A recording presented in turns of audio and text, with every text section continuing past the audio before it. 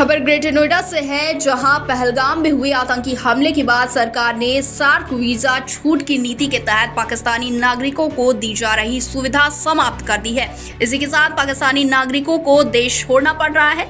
अवैध तरीके से भारत आई सीमा हैदर को लेकर नोएडा पुलिस का कहना है कि केंद्र सरकार से आदेश मिलने पर आगे की कार्यवाही की जाएगी। वहीं पाकिस्तान की सीमा हैदर मई 2023 में नेपाल के रास्ते अवैध रूप से अपने 4 बच्चों के साथ भारत आई थी। उन्होंने सचिन मीणा के साथ हिंदू रीति रिवाज में शादी भी की है। हाल ही में दोनों को एक बच्चा भी हुआ है। जानकारों के मुताबिक सीमा पर कोई सीधा असर नहीं होगा, क्योंकि सीमा वीजा के जरिए भारत नहीं आई थी। उनके खिलाफ मामला अदालत में विचाराधीन है।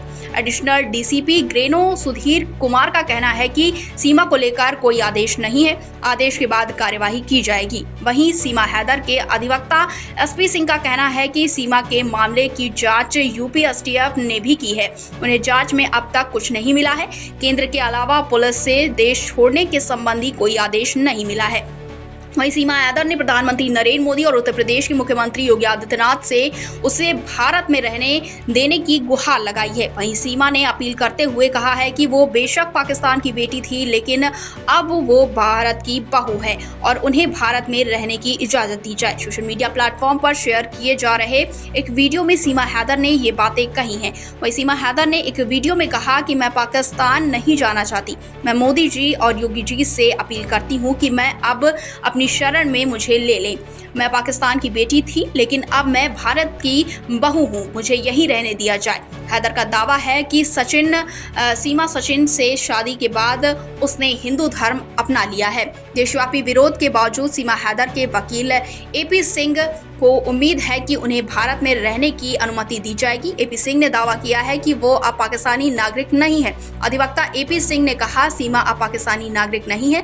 उसने ग्रेटर नोएडा निवासी सचिन मीणा से विवाह किया और हाल ही में उनकी एक बेटी भारती मीणा को जन्म दिया। वहीं उनकी नागरिकता अब उसके भारतीय पति से जुड़ी हुई है और इसलिए केंद्र और निर्देश उस पर लागू नहीं होना चाहिए। साथ ही सीमा हैदर के वकील एपी सिंह ने कहा कि पहलगाम हमले की जानकारी होने पर सीमा बहुत परेशान और दुखी है।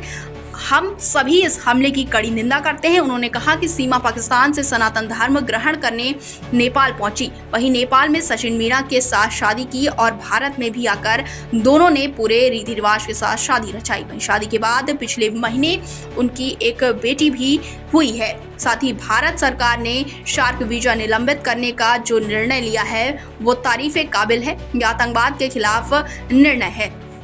Report India 24/7 live TV.